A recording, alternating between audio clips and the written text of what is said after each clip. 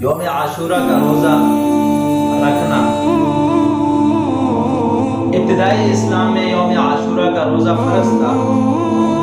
لیکن رمضان المبارک کے روزے کے فرضیت کے بعد اس کی فرضیت منسوخ ہوئی۔ البتہ نبی کریم صلی اللہ علیہ وسلم رمضان المبارک کے روزے فرضیت ہونے کے بعد بھی اس کا اہتمام فرمایا کرتے تھے، اس لیے اس کا رکھنا مسنون و مستحب ہے۔ اور یہ روزہ پچھلے سال کے گناہوں کے لیے کفایہ بن جاتا ہے۔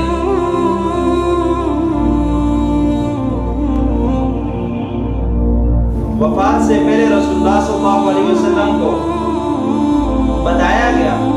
کہ اس دن یہود بھی روزہ رکھتے ہیں، تو رسول اللہ صلی اللہ علیہ وسلم نے یہ تمنا کی، فرمایا کہ آنے والے سال میں یہ روزہ عاشورہ کی بھی رکھوں گا اور سال 9 کا بھی رکھ لوں گا۔ حضرت ابن عباس رضی اللہ تعالیٰ عنہ نے فرمایا عاشورہ کے دن روزہ رکھنا اور اس کے ساتھ 9 کا روزہ رکھنا، یہ اس لیے کہ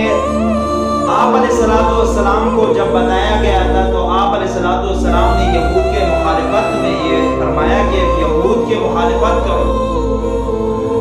اور روزہ یہود بھی رکھتے تھے اس وجہ سے کہ وہ بطور شکر